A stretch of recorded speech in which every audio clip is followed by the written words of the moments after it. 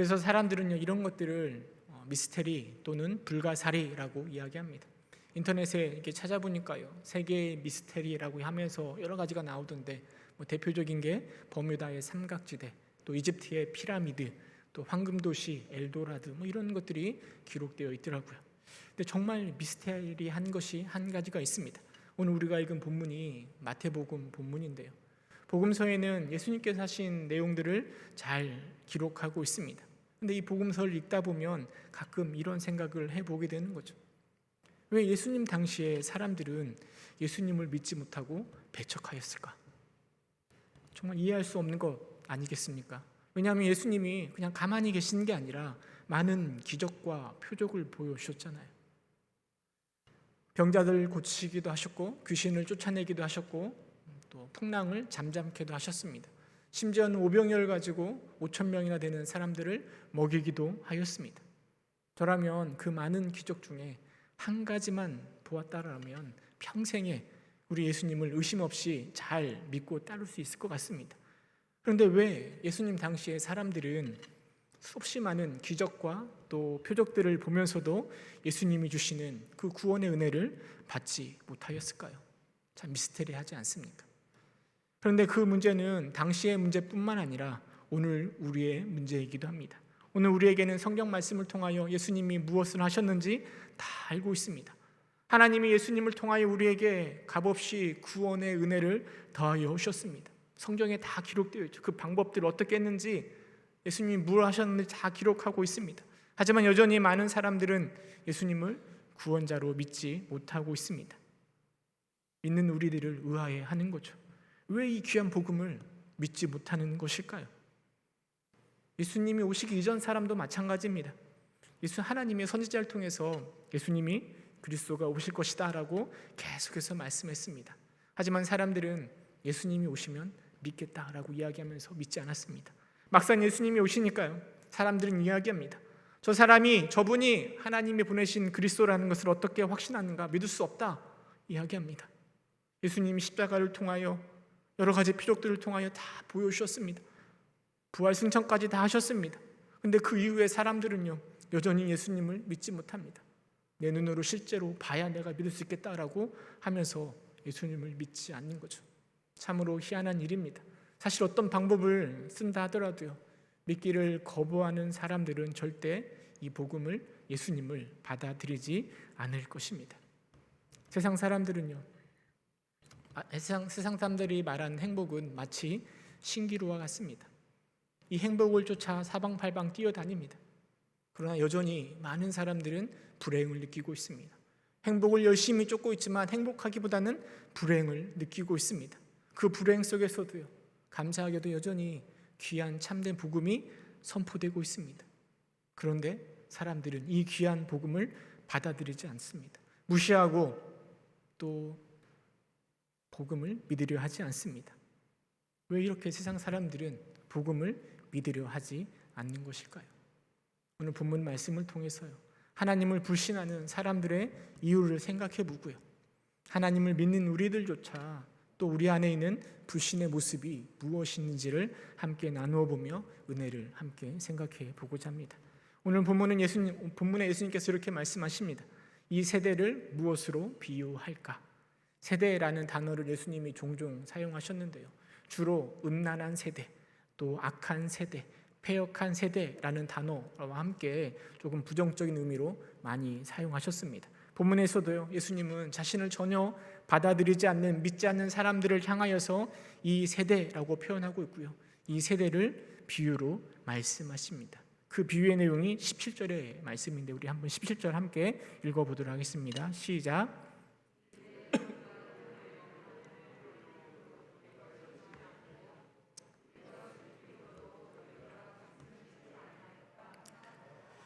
예수님께서는 장터에서 놀고 있는 아이들을 통해서요, 지금 이 세대의 모습을 비유로 말씀하시는 겁니다. 당시의 장터는요, 많은 사람들이 모이는 넓은 광장을 이야기합니다. 그 광장에서 물건을 사고 팔기도 하고요, 때로는 사람들이 모여서 토론을 하기도 하고 심판하는 재판이 열리기도 하였습니다. 이런 북적거리는 사람들 사이에서요, 돈이 없고 힘이 없는 아이들은 낄 데가 없는 거죠. 그래서 시장터에 가면 사람들이 이야기하잖아요. 애들은가 이렇게 말하잖아요. 애들은 함께 그곳에 낄 수가 없습니다. 그래서 아이들은 따로 이런 장터에서 모여서 놀이터 삼아 따로 자기들끼리 열심히 노는 것입니다. 그런데 아이들이 피리를 불러대는 겁니다. 여러분, 이 피리는 결혼식과 관련된 겁니다. 당시에 결혼 풍습에는요, 피리를 불면 사람들이 춤을 추었습니다. 아이들이 피리를 분다라는 것은 지금 결혼놀이를 하자라는 것입니다. 그래서 따로 서 있는 아이들과 함께 놀며 이 결혼놀이를 하기를 원하는 건데요, 그것을 반대편에 있는 아이들이 거절하는 것입니다. 또 슬피 운다라는 것은요, 장례식과 관련이 있습니다. 지금은 많이 사라졌지만 우리나라에서도 예전에 장례가 나면 상여를 메고 이렇게 시신을 묻을 곳까지 이고 갔잖아요. 이고 가면서 상여가 갈 때 뒤따라오던 가족들이나 상조들은 아이고 하면서 곡을 하며 따라갑니다. 아이들이 지금 이 상여놀이를 하자고 제안하는 것입니다. 그런데 여전히 아이들은 반응이 없습니다. 결혼놀이를 하자고 해도, 상여놀이를 하자고 해도 원하지 않고 반응이 없는 아이들의 모습을 바라보면서요, 예수님은 이 세대의 모습과 같다라고 비유로 말씀하시는 겁니다. 여러분, 예수님께서 이렇게 이 세대를 이렇게 비유로 말씀하신 이유가 있습니다. 당시에 세례 요한이 광야에서 선포합니다. 회개하라, 천국이 가까웠느니라. 그러나 사람들은 그의 말에 반응하지 않습니다. 오히려 세례 요한에게 귀신 들렸다라고 이야기합니다. 이번에는 19절에 보니까 인자가 곧 예수님이 오셔서 이야기합니다. 내가 곧 길이요 진리요 생명이니 나를 말미암지 않고서는 아버지께로 올 자가 없다라고 말씀하십니다. 하지만 사람들은 여전히 예수를 오히려 배척하고 부인하고 죽이기까지 합니다. 세례 요한이 와도, 예수님이 오셔도 아무런 반응이 없는 것입니다. 그래서 예수님은 피리를 불고 슬피 울어도 반응이 없는 아이들을 보면서 이 세대, 지금 이 세대의 모습과 같다라고 비유로 말씀하시는 거죠. 여러분, 그렇다면 왜 아이들이 피리를 불어도, 가슴을 치며 슬피 울어도 반응이 없는 것일까요? 왜 예수님을 믿지 않는 것일까요? 그것은 사람들의 마음속에 불신의 마음이 뿌리 박혀 있기 때문입니다. 불신의 마음은 피리를 불고 노래를 불러도 아무런 반응도 하지 않도록 하는 것입니다. 그럼 그렇다면 사람들은 왜 예수님을 불신하는 걸까요? 그렇게 많은 이야기를 하고 그렇게 많은 기적들을 보여주셨음에도 불구하고 왜 사람들은 예수님을 불신하는 걸까요? 오늘 말씀을 생각해 보면서 불신의 이유 한 3가지 정도만 함께 생각해 보고자 합니다.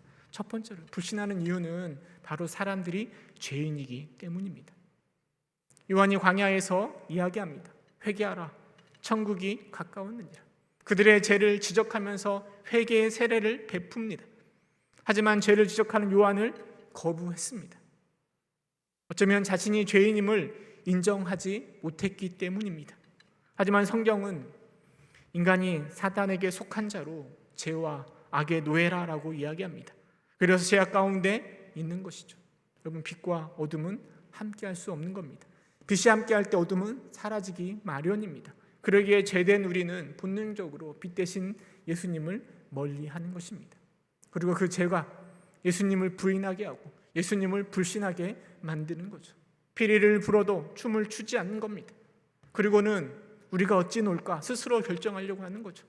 피리를 불어도 곡을 해도 함께 놀지 않고요, 내가 원하는 대로 하나님의 계획대로 움직이는 게 아니라 하나님의 계획에는 관심도 없고 내가 원하는 대로 자기 하고 싶은 대로 놀 생각만 하고 있는 거죠.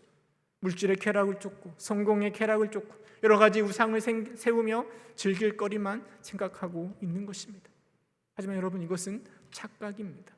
세상은 우리가 무엇을 알고 있는 것처럼 말합니다. 우리가 무엇을 할 수 있을 것이라 생각하기도 합니다. 그러나 그 끝은 곧 사망이라는 사실을, 우리에겐 아무런 희망이 없다는 사실을 잊어서는 안 될 것입니다. 여러분, 이것은요 단지 교회 밖에 하나님을 믿지 않는 사람들의 이야기가 아닙니다.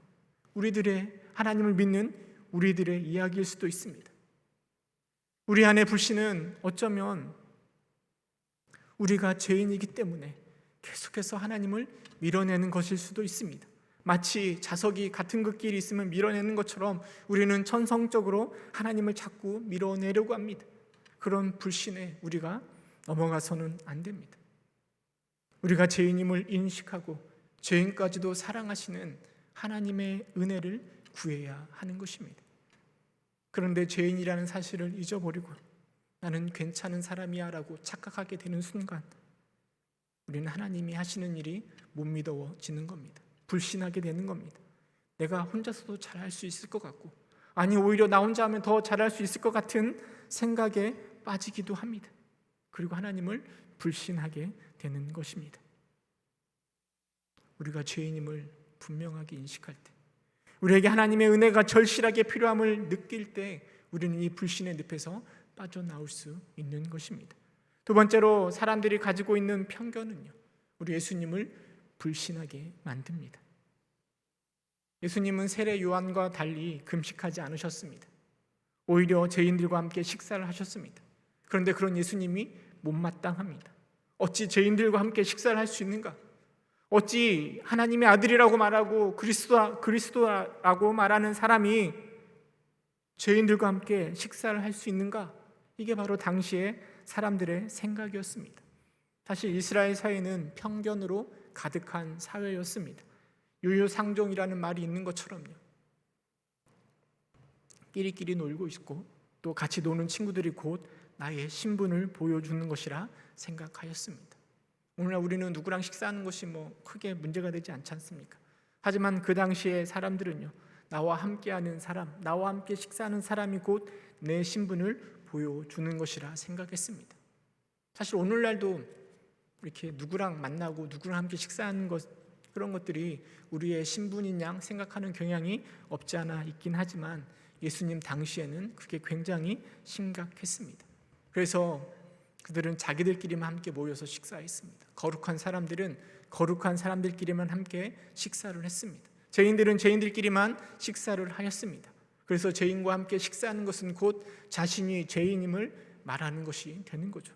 그런데 예수님이, 세상을 구원할 자라고 외치는 예수님이 죄인들과 함께 식사를 하고 있으니 그것을 이해할 수가 없고 그런 예수님을 믿을 수가 없어서 불신하고 있는 것입니다. 이런 편견들, 세상이 만들어준 그 편견들을 가지고 있을 때요, 예수님을 믿지 못할 존재로, 불신의 존재가 되어버리는 거죠. 예전에 설교에도 한 이야기인데요, 한 호숫가에서 어떤 할아버지가 낚시를 하고 있습니다. 그런데 그 할아버지에 이상한 것이 있습니다. 이 할아버지는 큰 물고기를 잡으면 화를 내며 물고기를 놓아줍니다. 그런데 작은 물고기를 잡으면 좋아하시면서 그 잡은 물고기를 망에 넣어서 집으로 가져가는 거예요. 사실 작은 물고기보다는 큰 물고기가 훨씬 더 맛이 있고 좋잖아요. 그래서 쫓아가서 물어봅니다. 할아버지, 왜 큰 물고기는 놓아주시고 작은 물고기는 이렇게 잡아가세요? 라고 물어보니까 할아버지가 대답했습니다. 우리 집에는 작은 후라이팬밖에 없어서 큰 물고기를 가져가면 구울 수가 없어서 그렇게 한다라는 겁니다. 그러면 사람들은요, 저마다 나름의 인생에 대한 이론들을 가지고 있습니다. 이것이 가치관이고 삶의 철학입니다. 많은 사람들은요, 자기의 가치관, 세상에서 만들어진 자기 가치관이 고정의 틀이 되고 이 고정의 틀을 가지고 복음 앞에 나아옵니다. 그리고 그 복음을 불신합니다. 왜냐하면 내 틀에 담을 수 있는 복음이 아니기 때문입니다. 그들은 복음을 믿을 수 없다고 이야기합니다. 성경을 믿을 수 없다라고 이야기합니다. 근데 쫓아가서 물어보면 성경에 무엇이 기록되어 있는지, 예수님이 무엇을 하셨는지 물어보면 잘 알지도 못합니다. 그런데 편견 속에서 알고자 하는 마음도 없습니다. 알지도 못하면서 무조건 불신하는 거죠. 이것이 참으로 안타까운 일입니다. 내가 가지고 있는 편견, 그 틀을 내려놓으면 훨씬 더 좋은 것들을 얻을 수 있는데 그 편견을 깨트리지 못합니다. 아니, 나올 생각을 전혀 하지 않습니다. 마치 시장터의 어린 아이 같죠. 아무리 피리를 불어도 움직이려고 하지 않습니다.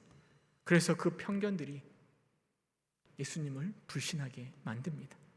여러분, 이 불신은요, 우리 믿는 사람들에게도 동일하게 있습니다. 우리도 마찬가지입니다. 하나님이 말할 수 없는 은혜, 폭포수와 같은 은혜를 우리에게 부어주십니다. 그런데 우리의 그릇은 세상의 그릇으로, 세상의 편견으로 조그만 그릇을 가지고 그 은혜를 담으려고 합니다. 담아지지가 않죠. 그러면서 하나님 앞에 원망하는 거죠. 왜 하나님 나에게는 은혜를 베풀어 주시지 않습니까? 불평과 불만할 때가 굉장히 많이 있습니다. 내가 편견에 빠져서 하나님 은혜를 바라보는 것을 깨닫지 못하고 왜 하나님이 그렇게 주시지 않느냐라고 불평하는 거죠. 저 역시 마찬가지입니다. 그럼 예전에 최춘선 할아버지를 혹시 기억하시나요? 맨발로 지하철을 돌아다니면서 복음을 전하셨던 맨발의 전도자. 사실 저는 그 당시만 해도요, 지하철에서 그렇게 복음 전하는 것에 대한 반감이 굉장히 많이 있었습니다. 제가 물론 최춘선 할아버지를 만난 건 아니지만 여러분 지하철 타면 종종 보잖아요. 예수천당 불신족 외치면서 지하철을 누비면서 그냥 복음을 전하는 사람들. 저는 그런 분들을 볼 때마다 좀 마음이 답답했습니다. 저렇게 해서 전도가 되나? 오히려 전도의 문을 막는 것은 아닌가 하는 생각이 많이 있었습니다. 그런데 이 최춘선 할아버지가 그런 모습으로 전도를 했는데요, 그 전도의 모습을 김우현이라는 PD가 영상으로 담아서 팔복이라는 다큐멘터리를 만들었습니다. 제가 청년 시절에 그 영상을 보면서요, 엄청 회개했습니다. 전도를 하지 않아서 회개를 한 게 아니고요, 제가 회개했던 것은 복음을 전하는 그 모습을요, 제 나름의 편견을 가지고 기준을 삼고 그것이 넘어서니까 이건 안 된다, 열매도 안 된다 비판만 하고 있었고 전도도 제대로 하지 않았었거든요. 그런데 하나님께서 그 최춘선 할아버지를 통해서 큰 일을 행하시는 모습을 바라보면서 내 편견이 얼마나 부질없었던가를 깨닫게 하시는 거죠. 그것 때문에 회개를 참 많이 했던 것 같습니다. 최춘선 할아버지를 우리 하나님은 내 편견을 깨는데 사용하시는 거죠. 그럼 우리의 편견이 때로는 하나님을 가두고 하나님의 은혜를 가리는 일을 할 수 있음을 우리는 기억해야 됩니다. 우리의 편견의 그릇을 깨트릴 때 우리는 더 많은 은혜를 볼 수 있는 것입니다. 내가 가지고 있는 후라이팬이 작다고 해서요, 하나님이 주시는 은혜를 버려서는 안 될 것입니다. 내가 가지고 있는 편견을 넘어설 때 불신에서 빠져나올 수 있는 것입니다. 세 번째로 불신하는 이유는요, 우리가 모순 덩어리이기 때문입니다. 어쩌면 이것은 자기 합리화이고 편견의 결과일지도 모르겠습니다. 세례 요한을 보면서 사람들이 이야기합니다. 왜 음식을 먹지 않고 그렇게 금욕적인 생활을 하는가? 당신은 귀신 들린 사람 아닌가? 라면서 요한을 배척합니다. 그러나 예수님을 만나고서는 반대 이야기를 하는 거죠. 예수님의 사랑과 음식을 먹는 모습을 보면서요, 이제는 먹기를 탐하고 포도주를 즐기는 사람이다라고 비판하며 예수님을 배척합니다. 그 모습이 서로 모순되잖아요. 요한에게는 금식한다고 뭐라고 하고 예수님께는 먹는다고 뭐라고 하고 있습니다. 이들은 자신의 주장이 모순된 것을 아는지 모르는지, 아니면 자기 합리화 때문에 그렇게 이야기하는 거지, 알면서도 예수님과 이 요한을 배척하기 위해서 그렇게 모순된 이야기를 하는지 알 수는 없습니다. 하지만 중요한 것은 그 모순된 모습이 예수님을 더욱 불신하게 만드는 것입니다. 그래서 이 불신은요, 교회가 무엇을 해도 싫어합니다. 교회 소리만 들어도 싫어하는 사람이 있습니다. 수없이 많은 이유를 들어서 교회를 배척하고 예수님을 배격합니다. 그런데 그 이유가 타당하거나 합리적이지 않습니다. 주관적이고 지극히 감정적입니다. 코에 걸면 코골이, 귀에 걸면 귀골이가 되는 것처럼요, 자신이 원하는 방식을 얻기 위해서요, 결국은 교회를 배척하고 우리 예수님을 배척하기 위해서요, 이런저런 이유를 찾아낼 뿐입니다. 이것은 바로 불신의 모습이며 어쩌면 우리가 살고 있는 이 세상 사람들의 모습일 수도 있습니다. 하지만 이런 모순 속에서의 접근은 주관적이고 감정적이어서요, 정확한 진리를 바라보지 못하게 하는 거죠. 세례 요한을 대할 때, 예수님을 대할 때 중요한 것은 그들이 음식을 먹는가 안 먹는가, 누구랑 먹는가, 이게 중요한 게 아니잖아요. 세례 요한과 예수님을 바라보면서 그의 인격을 바라보면서 그의 행동과 그가 하는 말씀들을 바라보면서 판단해야 되는 것 아닙니까? 그런데 모순에 뒤틀린 우리의 모습들은 그것들을 제대로 판단하지도 않고 그저 모순 가운데 비판만 하는 것이 되는 거죠. 불신의 가장 큰 비극은요, 영광스러운 진리를 바라보는 눈을 멀게 한다라는 것입니다. 그 뒤틀린 모습 가운데 하나님을 배격하는 그 모습은요, 오늘 신앙생활하고 있는 우리의 모습 가운데도 얼마든지 찾을 수 있습니다. 가장 대표적인 게 우리의 삶과 신앙 안에서의 갈등 아니겠습니까? 우리는 말로는 하나님의 은혜로 살아간다라고 늘 고백합니다. 주님 한 분만으로 만족합니다라고 고백은 하죠. 그런데 여전히 우리는 세상의 것을 구하고 소망하고 있지는 않습니까? 말로는 하나님 한 분으로 만족한다라고 이야기하지만 삶 속에서는 이게 있었으면 좋겠고 이 세상의 것들이 있었으면 좋겠고 하는 그런 욕심 가운데 살아가는 거죠. 우리의 믿음과 현실이 이렇게 모순되고 다를 때가 있습니다. 물론 우리가 하나님 아버지에게 세상의 것을 얼마든지 구할 수 있습니다. 하지만 이 모순된 마음 속에서 우리는 예수님의 인격과 사랑을 보지 못하고 주변의 것들로 인해서 불신하고 원망하고 있지는 않은지 우리의 모습을 점검해야 될 것입니다. 죄인들의 친구라고 예수님을 불신했던 것처럼 세상의 것을 채워주지 않는 예수님으로 인하여서 그 사랑을 불신하고 있지는 않은지 우리의 모습을 점검해야 될 것입니다. 여러분, 이 불신을 거두어낼 때 비로소 우리 주님이 보여지는 것입니다. 말씀을 맺도록 하겠습니다. 오늘 예수님은 이 세대를 비유로 말씀하십니다. 결혼식 놀이를 해도 장례 놀이를 해도 아무 반응이 없는 아이들과 같다라고 말씀하십니다. 아무 반응도 하지 않는 것은요, 아이들 마음속에 불신의 마음이 가득하기 때문입니다.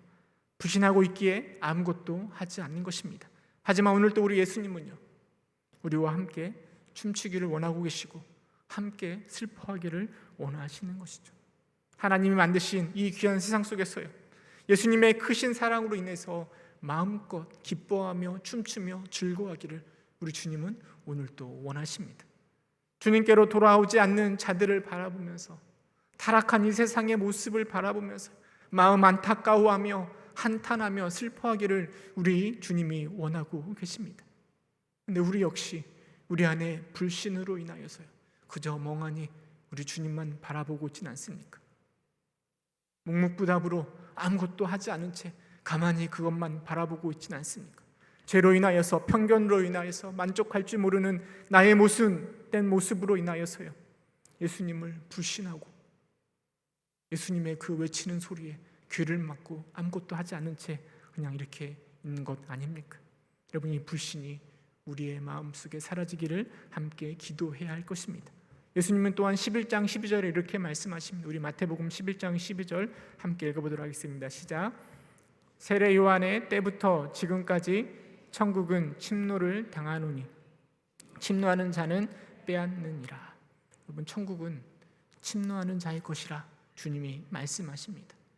피리를 불어도 고글해도 가만히 앉아있는 어린아이가 아니라요, 보다 더 적극적으로 나의 불신을 깨트리고 놀이터로 나아가 함께 춤을 추며 슬퍼하며 주님과 함께 움직이는 일에 우리가 도전하고 도전해야 할 것입니다. 그래서 이 불신을 깨트리고 예수님과 함께 믿음 가운데, 기쁨 가운데 즐거워하며 살아가시는 저와 여러분 되시기를 주님의 이름으로 축원합니다. 함께 기도하겠습니다. 은혜가 풍성하신 하나님, 우리가 주님을 믿는다라고 고백하면서조차도 우리 마음 가운데 여전히 불신의 마음이 있음을 주님 앞에 고백하고 회개합니다. 죄된 나의 모습으로 인하여, 인간의 편견으로 인하여, 만족할 줄 모르는 나의 모순된 모습으로 인하여 여전히 우리 예수님을 불신하고 피리를 불어도 춤추지 않고 슬퍼하여도 곡하지 않는 어리석은 모습이 우리 안에 있음을 주님 앞에 고백하고 회개합니다. 하나님, 우리 안에 있는 불신의 모습을 다 걷어가게 하여 주시고, 하나님, 우리를 사랑하시는, 우리를 죽기까지 사랑하시는 우리 주님을 바라보며 함께 기뻐하며 반응하는 믿음의 사람 될 수 있도록 주님께서 인도하여 주옵소서. 예수님의 이름으로 기도드립니다. 아멘. 주기도문 하심으로 예배를 모두 마치도록 하겠습니다. 하늘에 계신 우리 아버지여, 이름이 거룩히 여김을 받으시오며 나라가